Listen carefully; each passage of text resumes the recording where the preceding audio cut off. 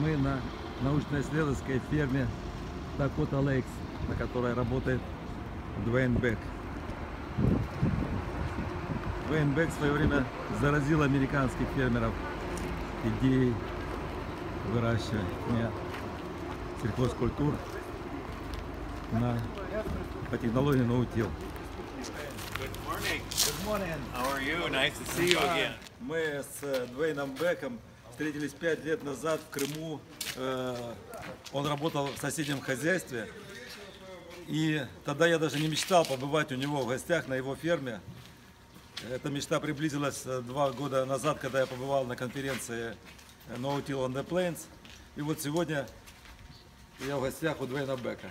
Очень интересно увидеть все своими глазами. То, о чем он всегда очень много рассказывал. И хочу сказать, что он не только американских фермеров заразил идеей ноутила, но и на той стороне планеты многие фермеры читают его книги, его статьи, и его идеи проникают в наши умы. И тем интереснее сейчас увидеть все своими глазами. I remember. He was dreaming visiting Crimea. Here, yes. Yeah. And now his dream become true. Good. Glad to see you make it. Я хочу, пользуясь случаем, поблагодарить Двейна Бэка за его работу.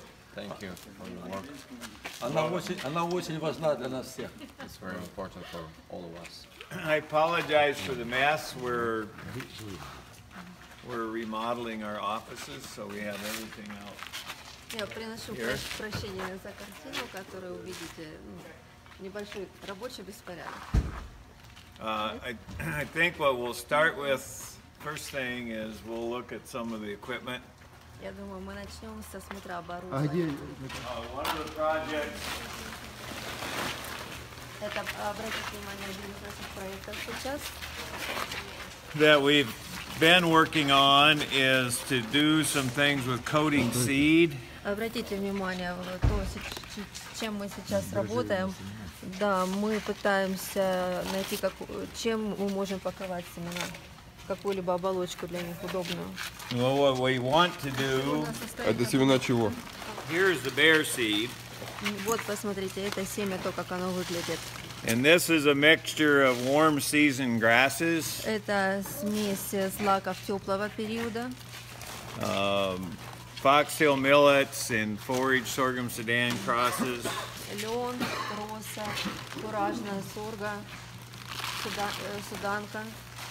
And they're designed to be used as a cover crop that can be grazed.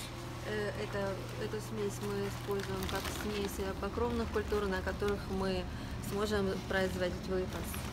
And what we'd like to be able to do. И что бы мы хотели иметь возможность делать, is to spread the coated seed with an airplane. Мы бы хотели распределять семена, которые имеют оболочку самолета. And have it grow on top of, without having to be put into the soil. То есть мы не хотим их прятать в почву, просто распределять по поверхности.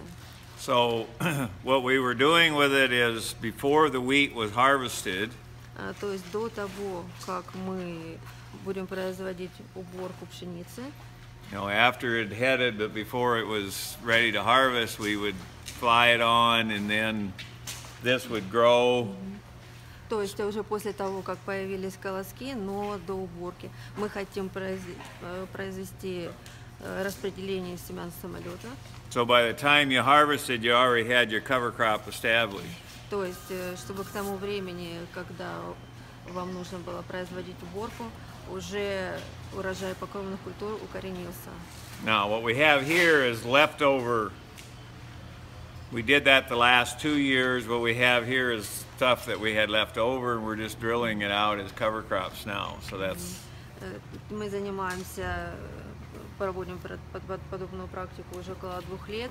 Это вот то, что у нас как раз сейчас есть на данный момент. Какие гарантии, что они взойдут, если будут лежать на поверхности? The coating. Some of the coatings have an absorbent material that attracts water. Получается, что вот это вот покрытие, оно имеет в себе абсорбирующие элементы, которые притягивают к себе воду. Mother Nature never really put her seeds into the ground. She always just threw them on the surface. Так как вы, я думаю, сами знаете, что мать природа не имеет возможности сделать так, чтобы семена оказались в почве, она их распределяет по поверхности. But you know what we have now in no-till Но то, что вот сейчас мы видим в системе no-till, it's still a system that requires a big machine. это необходимость использования крупного оборудования. To drive around on the soil and plant the seeds, and if we could get away from having to do that in some cases. Для того, чтобы просто иметь возможность работать с большими площадями. Но если бы не было у нас такой необходимости. It saves a lot of money, and the big thing for us, and I think you, is time. И это бы сохранило нам огромное количество денег и, соответственно, времени. Our growing season's very short. У нас период, когда мы можем работать, достаточно короткий. So if you're going to produce wheat and then also get a cover crop in, there's not much time Поэтому, after wheat harvest. Если вы хотите получить урожай пшеницы и после них еще, чтобы у вас были покровные культуры, то у нас для этого крайне короткий период, чтобы иметь возможность это сделать. The main place that we use is a cover crop here because of how dry it is and whatever is between sheepnitsa and kukuruza, between wheat and corn. То, что мы делаем, мы сажаем покровные культуры между пшеницей и кукурузой. Because that's where we have time. It's after the wheat. Это то, на что нам хватает времени, потому что после пшеницы On our irrigated land, на орошаемых землях, on our irrigated land, we do have enough moisture to do cover crops other places, but not necessarily enough time. У нас достаточно влаги, чтобы посадить покровные культуры, но, к сожалению, у нас не всегда достаточно для этого времени. Crops, well, we'll go out and see all that. Мы проведем осмотр, и вы все увидите своими глазами. We'll go look at what we do in terms of rotations and things. I think Cody can drive. You can drive. The wagon.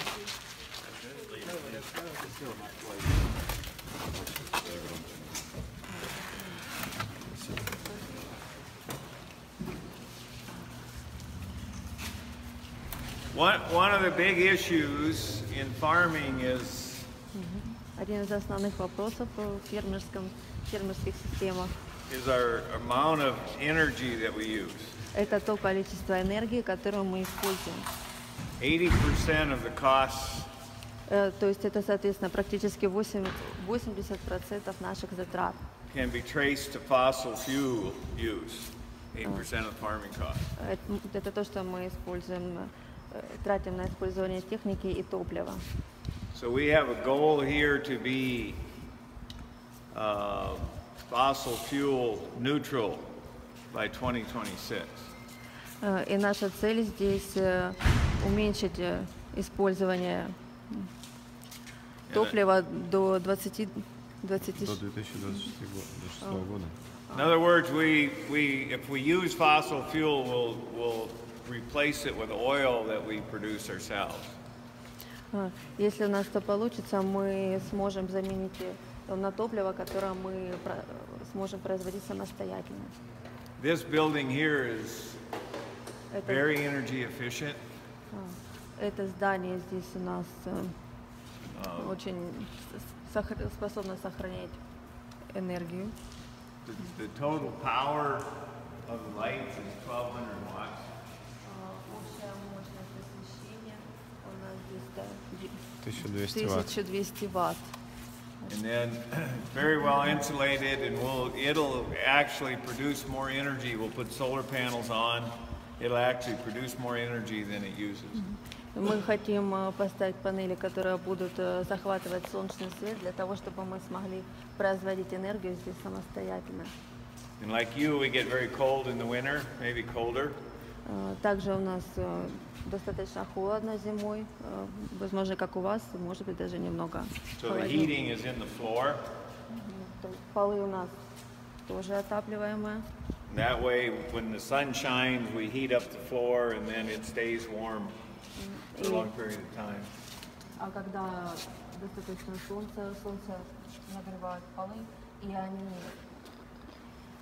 держат тепло достаточно долгое время.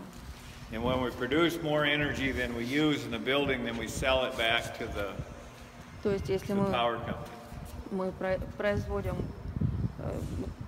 достаточное количество энергии самостоятельно, значит, мы можем не использовать. Да. И все здание у нас утеплено.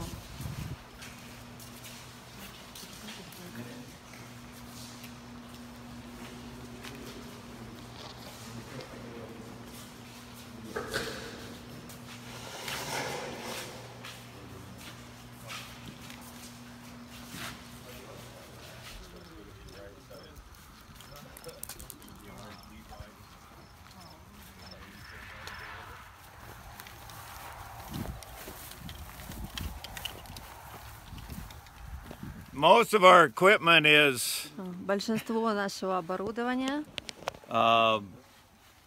pretty standard for the U.S. достаточно стандартно для США. This is a flex head, so that will bend to follow the ground. Это наша жатка. We use this for lentils and peas and То есть мы все можем сажать виды гороха, soybeans, those kind of things. сою и так далее, производить посев данных культур. This reel is what we call a finger Это то, что мы называем air reel. пальцами. So this tube has pressurized air, and there's a big fan over there that produces air, so it blows То есть воздух air at подается отсюда, и здесь the cutter bar. подача воздуха происходит там.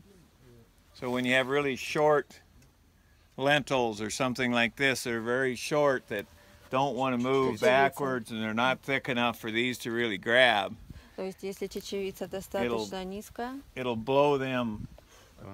No, it won't. Воздухом вдует его в жатку. And we, потоком воздуха, Пальцы поднять, оно воздухом выдувает, получается. так как культура недостаточно высокая.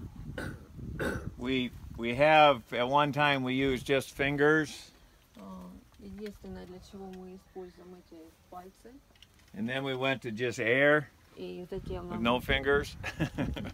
нам необходимо... Да, Сначала мы использовали пальцы, But this is the best. This is the best combination. It Но works for everything. комбинация с пальцами и воздухом самая лучшая.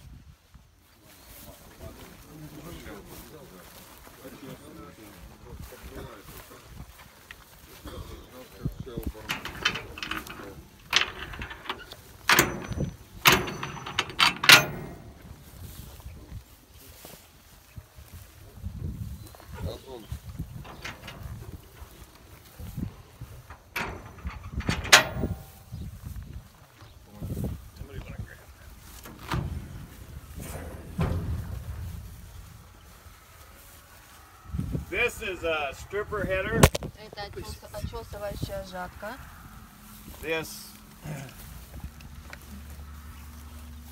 That reel there with the teeth on it spins very fast. Получается, что эти зубчики, они, их скорость And it spins this way. высокая. Вращается. Да, вращаются они в этом направлении. And it strips the grain off of the straw. И поэтому он поднимает зерно из... Очесывает. Очесывает зерно из соломы. And then it just follows around and falls into here.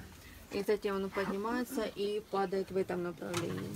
So you don't bring any of the straw into, or very little of the straw into the combine. It's just the grain and the chaff. И поэтому в комбайн попадает крайне малое количество соломы, то есть в основном это чистое зерно.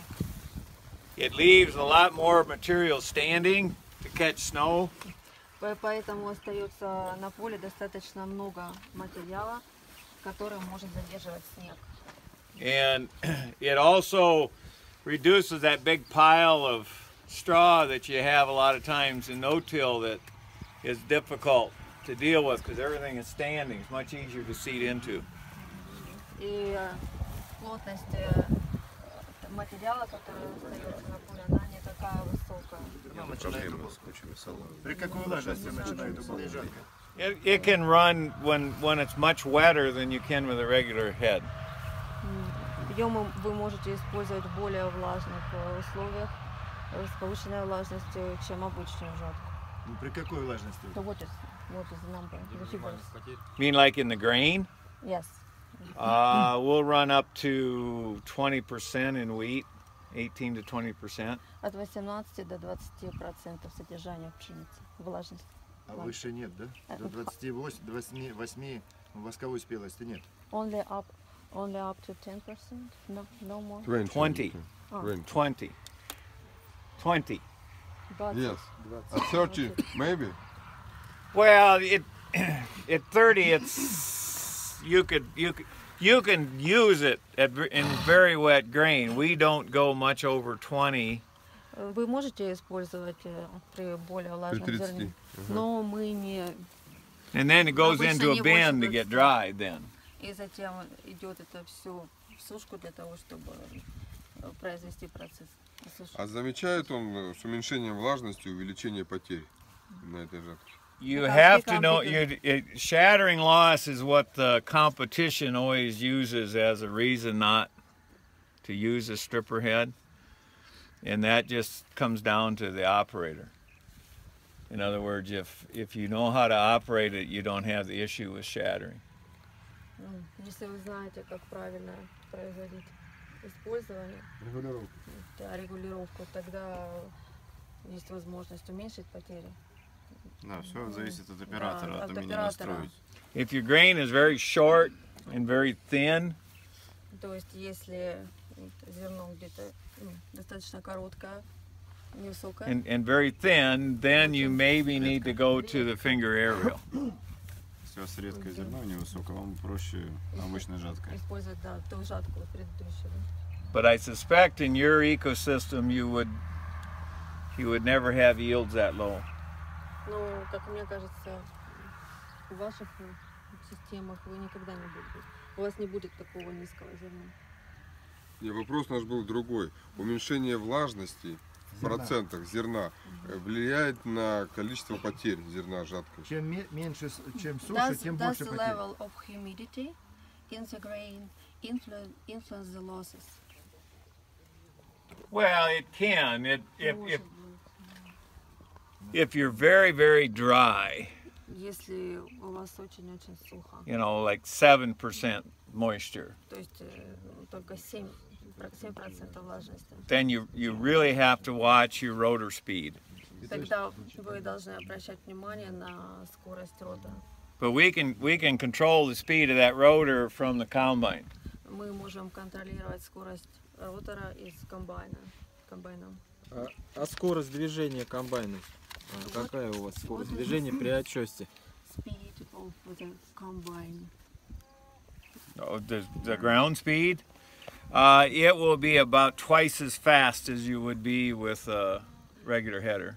В 2 раза быстрее, чем при использовании обычной жатки.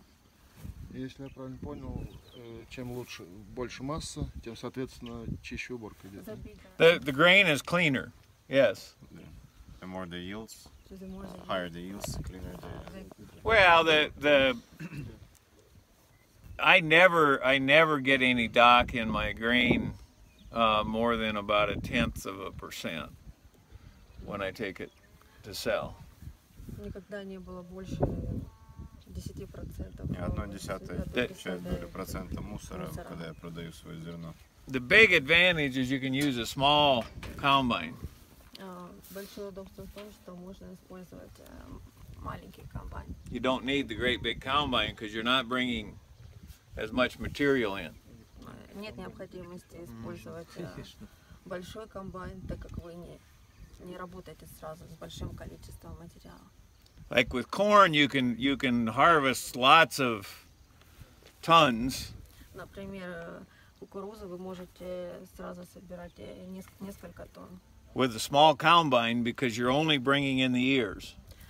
И вы можете использовать для этого маленький комбайн, так как вы Масса не идет. Только початки. да, And the same thing happens here. You're only bringing in the grain and the chaff, so you can have a relatively small combine and use. Здесь можно использовать также маленький комбайн, так как все, что у вас поступает в жатку, это только зерно и полово. Rick has a couple of these. Нет, да, насколько You can weigh in anytime you want я to. знаю, как раз Doing a fantastic. есть такое оборудование. А комбайны роторные или клавишные? Other combines, rotor or Doesn't make any difference. Most of the guys have rotors now. ну, это не имеет значения, но большинство используют здесь роторные. I still have a conventional combine because I'm cheap. У меня традиционный комбайн, потому что я недостаточно богат. And we change from one crop to another. We do lots of different crops. И мы меняем оборудование в зависимости от того, с какой культурой мы работаем. And that's easier to do with a conventional combine than with a rotor. И легче это делать традиционным комбайном, чем комбайном с ротором. Because you don't have to change grates and things. Потому что нет необходимости менять. Он делает много культур, и поэтому ему проще работать с барабаном, чем с ротором. Потому что ему не нужно переоборудовать на каждую культуру.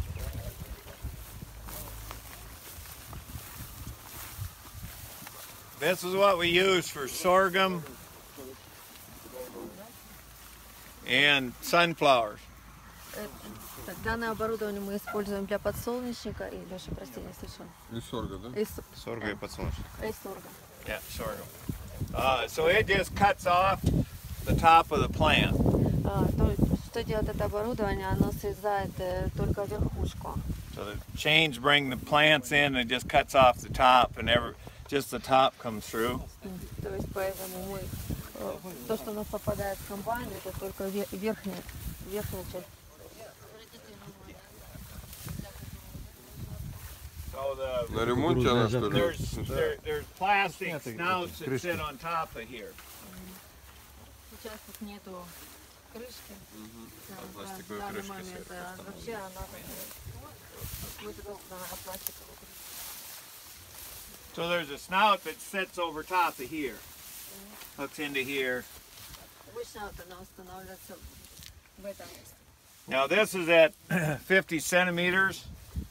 Расстояние 52 50, 52 сантиметров. ну 150. Most farmers in the U.S. in the Corn Belt are at 75.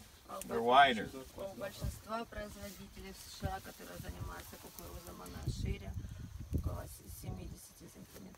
If you try to go closer than 50, Если вы хотите, чтобы у вас расстояние было меньше Then- 50, then these start running into each other as they come back up. They come this way and они this way. They hit each other. получается, что при движении ушки они начинают соприкасаться, так цепляют друг друга. So we were narrower than this at one time, but then it meant that we had to raise one of these up and it got very complicated. So we quit and went to 50 centimeters. Мы пробовали сделать уже, но это только усложнило всю работу, поэтому мы вернулись опять же к расстоянию 50 сантиметров. Our seeding of wheat and flax and peas and lentils and Мы сажаем oats and those kind of crops is all done with just kind of a standard 750 John Deere drill.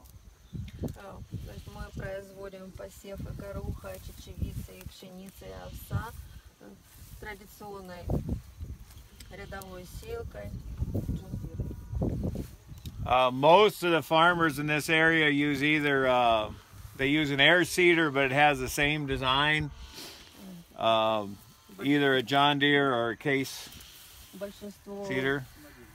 Большинство фермеров на данной территории используют сеялку с воздушным потоком. John Deere. And the difference is they just have the big tank behind. Разница только в том, что у меня большой.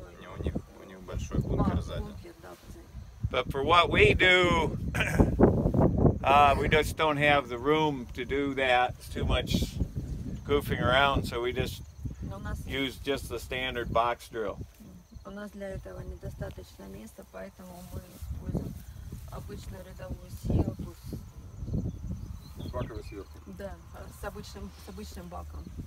We use this seeder here for corn and soybeans and sorghum. Это сеялка для сорга, для кукурузы и для сои. The principles of operation of all that we do is very similar. Similar. We want as low a disturbance as possible. Основным принципом является как можно меньше травмировать почву. So a lot of people have machines they call no-till machines that do lots of disturbance. У многих фермеров есть оборудование, которое, как они считают, относится к технологии no-till, но тем не менее оно достаточно сильно травмирует почву. And what that does is actually plants a lot of weeds. И результатом этого является всходы большого количества сорняков, сорных трав. So ideally, I'd like to be able to put the seed on the surface and let it grow, or just be able to take something like this, like a seed stake, and just shoot it into the ground. Поэтому то, что хотел бы я бы хотел иметь возможность распределять семена с воздуха. So a lot of the equipment you have in Russia and Ukraine and whatever is very high disturbance. Большая часть оборудования, которая есть в России, на Украине, она все еще достаточно сильно травмирует почву. And those will just continue to give you weed issues. И, соответственно, вы будете иметь проблемы с появлением сорных трав. So we started with that high disturbance. Мы тоже начинали с достаточно серьезного вмешательства в почву. Probably 35 years or 40 years ago. Около 35-40 лет назад это было. And it just was not successful. И, конечно, мы не добились успеха. We had success when we went low disturbance and then very diverse crop rotations. То есть мы стали успешными, когда мы уменьшили вмешательство почвы до минимума и начали использовать разнообразный севооборот. So the way this machine works, как работает данный вид оборудования? this blade will cut the residue, but it also places fertilizer. Посмотрите, с этим ножом мы разрезаем растительные остатки, и с его же помощью мы вносим удобрения. Жидкое. Liquid? We use liquid nitrogen and dry phosphorus. Мы используем жидкий азот и сухой фосфор. И сухой, да. And we used to use dry nitrogen as well. Также мы используем и сухие азотные удобрения. But on humid days, you have trouble with metering the nitrogen fertilizers well. They tend to cake and stick on things. Но оно не слишком удобно в использовании, так как сложно произвести его. Слюживается, там появляются комочки, неудобно все работать. So once the residue is cut, Как только вы then we have произвели this из little растительных остатков, residue manager. посмотрите, это используется для того, чтобы растительные остатки раздвинуть, да. And it's just designed to nudge the residue to the side if we need to. То есть мы можем использовать это для того, чтобы немного сдвинуть растительные остатки в стороны, если у нас возникает в этом необходимость. Одно колесо. Ну, с той стороны We крепеж just use есть, а почему туда one не ставить? because we've cut the residue. Мы используем одно, потому что мы One of these because we've cut the residue. If you don't cut the residue, you have to use two. Потому что мы разрезаем растительные В остатки. одну сторону подбрасываем, в другую. А если мы это не делаем, то тогда нам нужно будет два таких колеса. But if you don't cut the residue, you're trying to tear it apart. И поэтому, если вы не разрезаете растительные остатки, то вам, соответственно, нужно их раздвинуть в стороны. And that doesn't work well И это не очень удачное решение, это не работает. when you have a high humidity morning like today. И если, допустим, утро такое, как сегодня, то есть достаточно влаги. And our irrigated corn, for instance, yields 18 tons to the hectare. Например, кукуруза у нас на орошаемых полях урожай составляет 18 тонн на гектар. So it's hard to tear that much residue apart. И поэтому достаточно сложно раздвинуть растительные остатки в сторону. And if you try to get enough traction on this to do that, then you start moving soil. И если у вас достаточно острых концов для того, чтобы это сделать, соответственно, вы можете начать травмировать почву. So we cut the residue, place the fertilizer at the same time, and then nudge the residue to the side. То есть мы одновременно разрезаем растительные остатки, добавляем туда азот и затем сразу же отодвигаем растительные остатки в сторону. And then we have a standard John Deere planter opener. И затем у нас вы можете увидеть стандартный сошник John Deere. We made this frame so we're running higher than standard Мы сделали planters. специально данную рамку для того, чтобы поднять эту сеялку немного выше, чем это обычно принято. There's more room for residue to come through here. То есть посмотрите, что тут остается больше места для растительных остатков, для того, чтобы они прошли под оборудование. We could use anybody's planter opener there we want to. We use John Deere because most farmers here have John Deere planters. В принципе, мы бы могли использовать оборудование любой фирмы. Это John Deere, просто потому что в данном регионе принято больше использовать. And then we've got the Mudsmith wheels. И затем у нас еще есть дополнительно колесо. With the holes in there. If you look at the wheels up here, если вы посмотрите на колеса, they're a standard wheel with a hole drilled in them. это стандартные колеса, в которых с просверленными отверстиями. So we had this idea a long time ago. Somebody finally made it, so we bought it. У нас возникала эта идея уже достаточно долгое время назад, и наконец кому-то пришло в голову произвести такое оборудование, и мы его купили. We use electric drive. Здесь у нас электрический привод. And we've been doing electricity for drives since 1996. С 96-го года мы используем такой вид электрический привод здесь.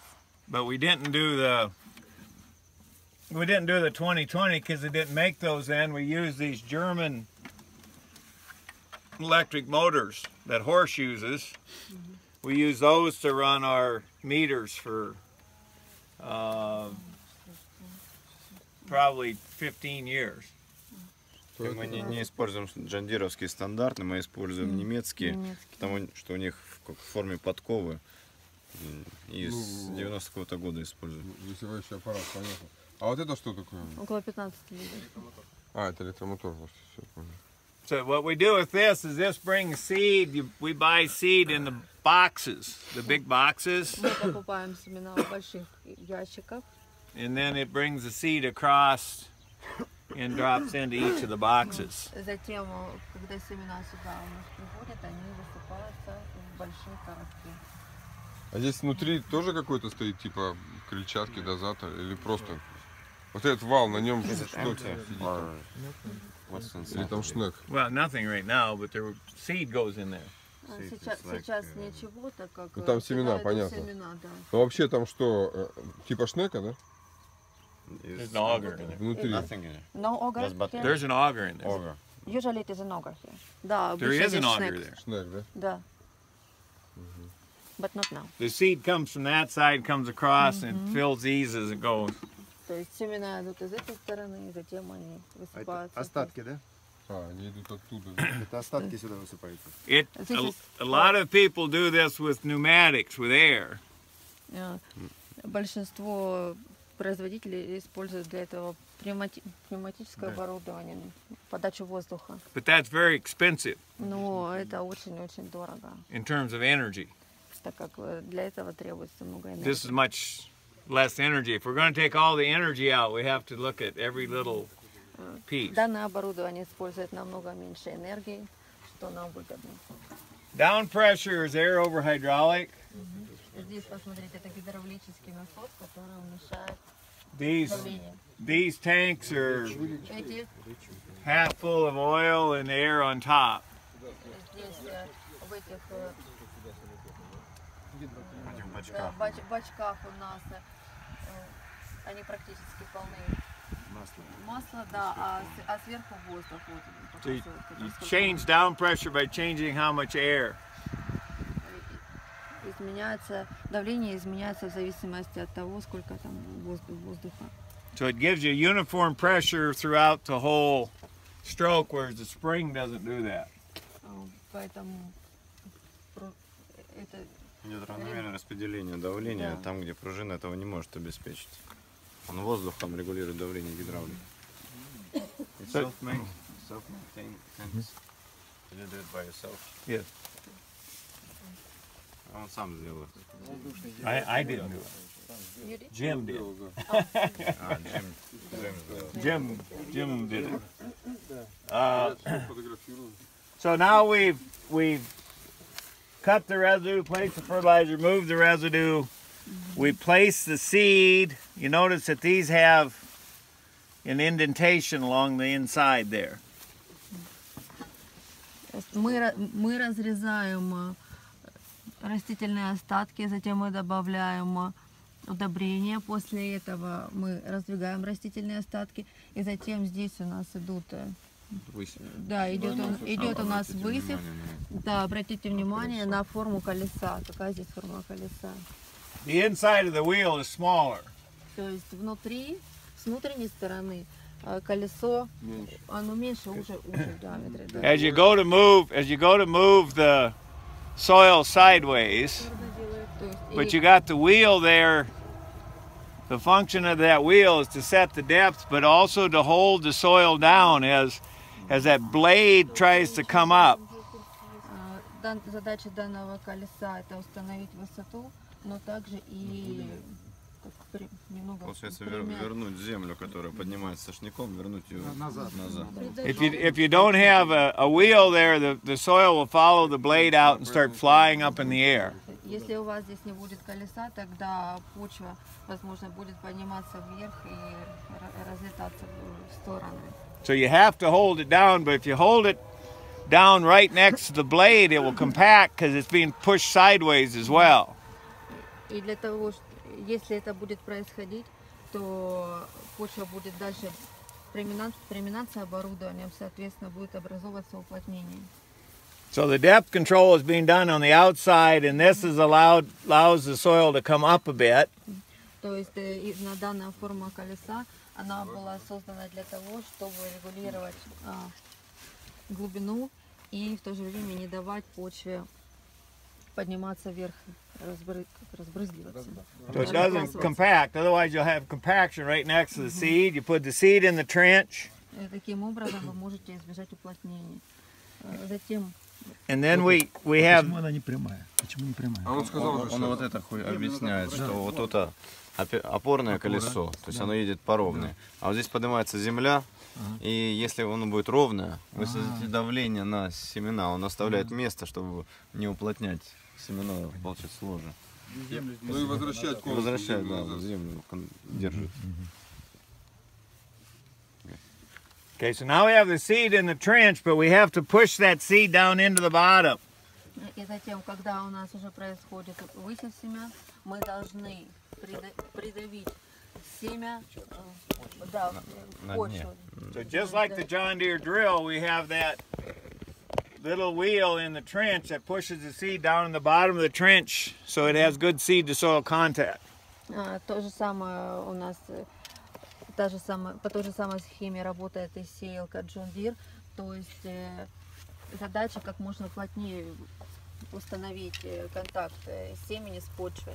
Он делает это на дне борозды, прижимает к одному бороздке этим колесом семя. And then you want to cover with loose material. И затем нужно покрыть семя рыхлой почвой материалом.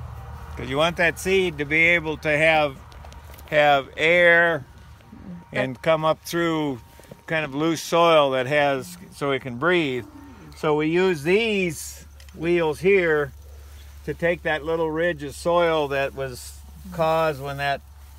И поэтому мы используем данные колеса, так как почва над семенем должна быть рыхлой для того, чтобы попадал воздух и было проще, да, и чтобы проще было всходом. And it moves that back over the seed. То есть закрывают почву бороздку над семенем. That's it. So many operations, it should be much soil disturbance. А здесь что? Но But there's not. Леша думает, что достаточно операций проводится. You have difficulty seeing that we've planted with this. Может быть, произведено вмешательство в почву, но нет. When I'm done, it's very hard to tell if I planted a field or not. Я спросил, почему то столько много всяких оборудований, должна быть большая перевертывание почты. Он говорит, вы не скажете, где я посеял. На поле, где я прошел, вы не увидите, где я посеял. Вы не увидите следов. And then the other thing you can look at is there's lots of room for residue to move. И то, что вы видите здесь, обратите внимание, достаточное количество места для того, чтобы здесь проходили свободно растительные. We don't have a lot of things hanging out in between the rows. То есть между рядами у нас ничего нет. Какое расстояние между рядами здесь? 50. Нет, не 50. 50 сантиметров? 50 centimeters, yes. 52. Wow. А здесь 20 inches, 52. Тут что подается? So this is liquid phosphorus that goes in right above the seed. Которые поступают в почву сразу за семенем. Над семенем. Что здесь? Удобрение? Жидкий фосфор, который льется сверху в семя. And why it's above? Что такое жидкий фосфор? You're going to make me kill a corn plant, aren't you? Что такое жидкий фосфор? Remind me and I'll show him why above when we get to the field. Напомните, чтобы он вам попозже показал, когда мы уже будем... It's to warm the soil up? No, it's where the first roots grow are above the seed. You have the radical that goes below the seed. It doesn't take up any nutrients. The first roots grow above the seed. Первые корни появляются над семенем, и, соответственно, если вы будете вносить удобрение под семя, то оно, да, то семя удобрения корешок идет вверх. So that gives it a little bit of phosphorus until the roots get out to where this band is. То есть мы просто добавляем фосфор немного ускорить рост. Because this band is 3 inches away. То есть основное удобрение ложит туда под семя, а у него первый корешок растет вверх. И чтобы дать ему стартовую дозу фосфора до того момента, когда он прорастет до нижнего удобрения. А так одинаковое удобрение? А как оно заделывается? Вот именно этими... Как заделывается вот это, он дает сверху? Просто на поверхность или оно заделывается? It's in that If the seed's down here, Seeds down. then I have this loose soil like this. У него немножко, такая форма. And the phosphorus is mixed in with that bit of soil that's above the seed. Because we've pushed the seed down, Yes.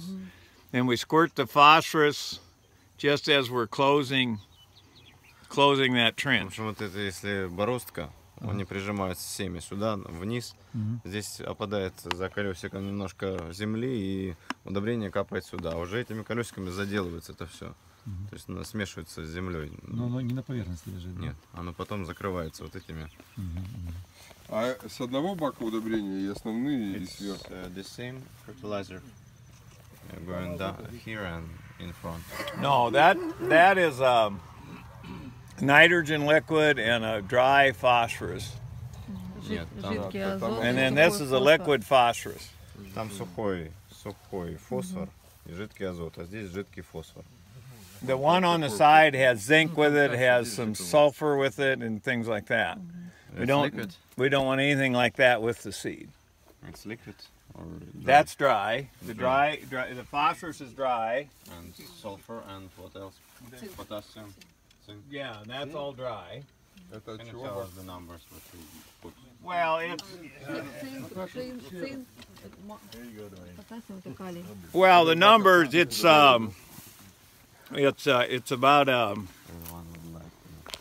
it's about a 15 N. 15. It's a thing called MES, M-E-S-Z, Жидкий фосфор. Да? and it's a blend of MAP, which is 1846-0, with ammonium sulfate, which is 200024. There's a little bit of that in there. It's too much. And then they got some elemental sulfur, right, which is 00060. And then they have some zinc sulfate. So it's And they blend that all up together, so it gives you a mix. It's about 14% nitrogen, 44% phosphorus, and then it's got a little bit of sulfur and a little bit of zinc. В общем, они делают, он уже покупает смешанные удобрения, там разные он назвал формулы, и сера, и азот, и что-то там. Цинк и калий И там. в итоге они получают 14% азота, 44% фосфора и какая-то часть серы, какая-то часть. And Ну, then там we много blend- цифр, вам надо, выписывать.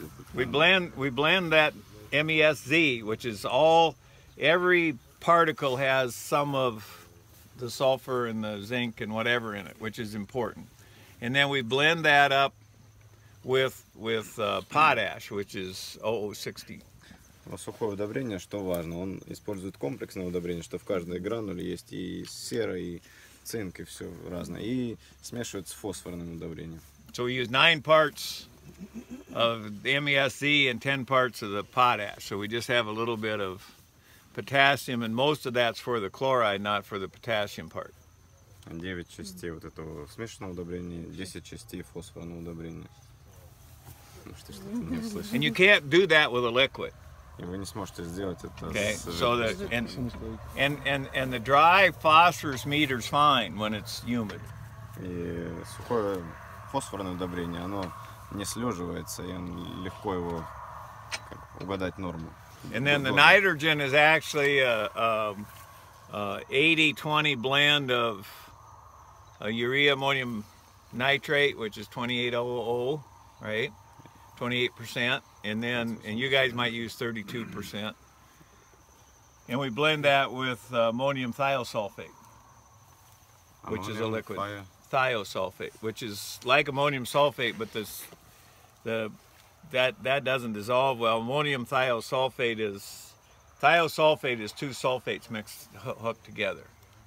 80% они используют Head to head. карбамидов в смеси жидком, а 20% сульфит аммония, только не именно сульфит аммония, а какой-то тая-сульфат.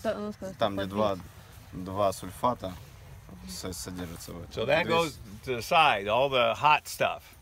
И все идет The potash and all those things that could hurt the seed are out there 7.5 centimeters away It's on the sides. to the side. And 7 centimeters away. 7 centimeters. 7.5. И вот эти удобрения, которые могут повредить семени, они помещены в стороне от семян, то есть на 7,5 сантиметров в сторону. So if you cut this far away and then you move, so now you'll have an area that's clean, that's about 10 or 15 centimeters. И если вы поступаете подобным образом, у вас потом получается расстояние около 10-15 сантиметров, которое чистое, то есть там отсутствует удобрение. The biggest problem with no-till in the Corn Belt in the United States, where they use very little no-till, is they don't place their fertilizer. Проблема в том, что здесь в США используется слишком мало системы no-till, так как ну, я понял так, что на кукурузе мало используют систему no-till, потому что есть проблема с размещением удобрений. So they just broadcast it on the surface. Поэтому они просто распределяют удобрения по поверхности, потом обрабатывают. Газообразные, да? It's not efficient. И это неэффективно. And you're fertilizing the weeds. И вы удобряете сорняки. So we're fertilizing our plant. This is part of weed control. Так как мы удобряем наши растения, это часть программы по контролю сорняков. Okay, let's go to the field. Про распределение семян электрическое поподробнее чуть. Расклад хороший, не распределение семян хорошее электрическим дозатором. Does this meter the seeds well? Yes, excellent. Because it's a vacuum. Превосходно, так как тут This is a vacuum planter. This is very. You can see when we get to the field how well it does in terms of spacing. Ну он такой же вакуумный, такой на привод электрический. Спроси, сколько он дает стартовых жидкого фосфора? 10, 34, 0. So 10 nitrogen. 10% азота. Запиши. 34 phosphorus. 34 фосфор. And 0 anything else. И сколько литров он дает на гектар? Now, kilograms per hectare of phosphorus, we're only putting out about 5 kilograms per hectare of phosphate that way. 5 килограмм На акр? per hectare. Per hectare. На гектар. На гектар, 5 Да, килограмм. фосфора на гектар. Чисто для старта. Only as a starter. Yeah, and then the other stuff goes to the side. Да, So- все остальное идет. This is a constant rate. No matter what, this is a constant rate. This can be variable rate out here. То есть тут мы можем регулировать дозировку. Дозировка она может регулироваться. Это и есть силка для посева кукурузы, сои, которой работает Двейн Бэк.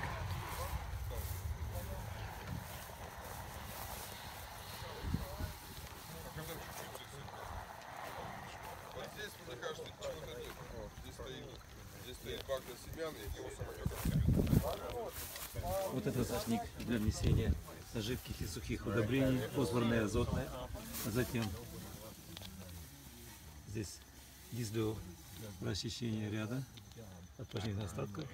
И дальше идет сошник.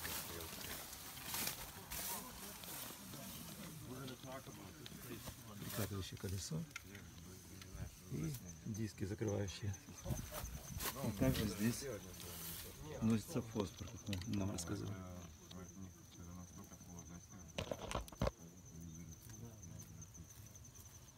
Она делает то, что делает природа.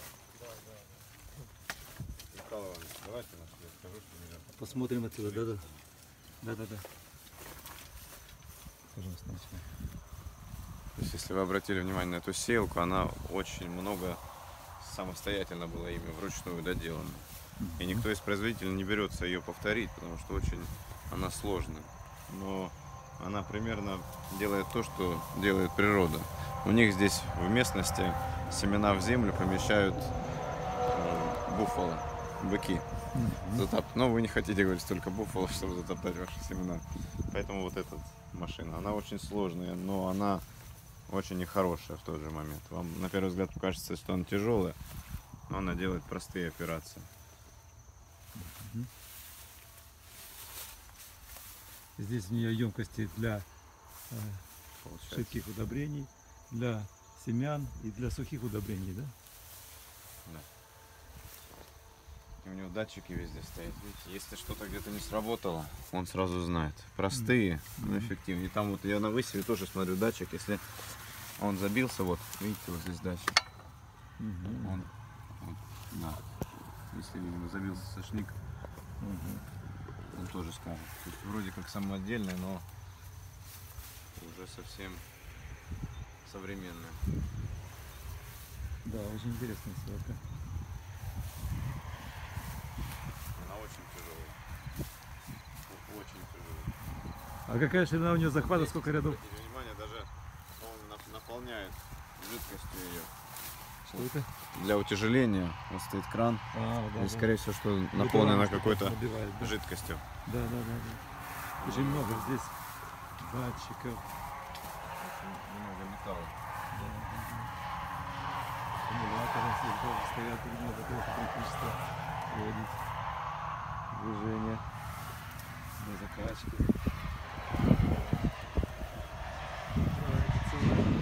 Полжизни надо потратить, чтобы только придумать было это все. Да, так он всю жизнь на это потратил. Как Барков только. Next level. Следующий уровень.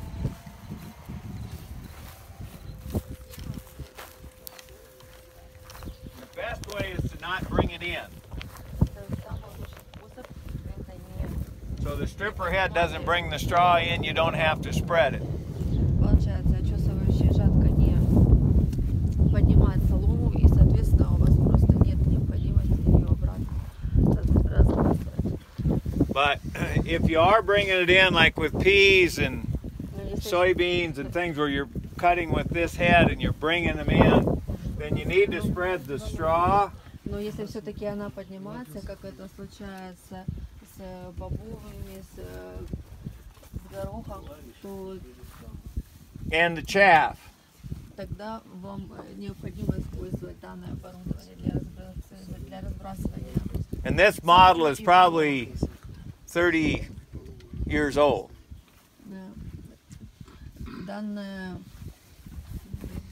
вещь, ей уже около 30 лет. It just turns like this Она вращается в эту сторону. and just turns like this and just throws stuff right straight out. И разбрасывает. And how often right now I've got the knives set in. Здесь устанавливается нож. But a lot of times I leave it set out so it leaves the vines longer. Bigger pieces. Обычно убирают противорежущие, чтобы солому сделать длиннее.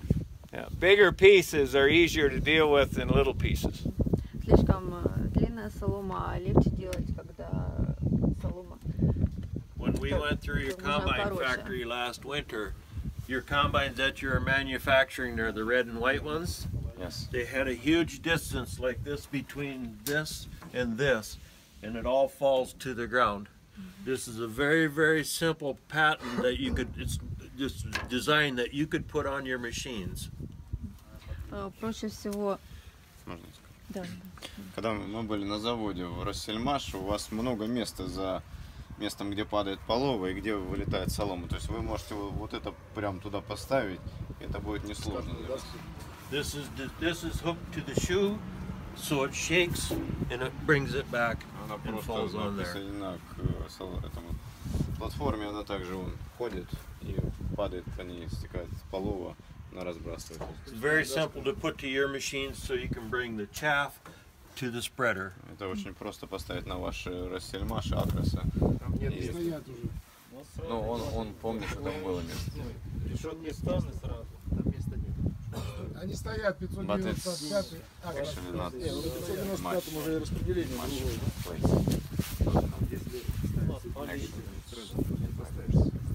Tell them there's not enough space here. it's putting you space Если there. там мало места, то значит мало места в голове. Вот такой комбайн работает на этой ферме.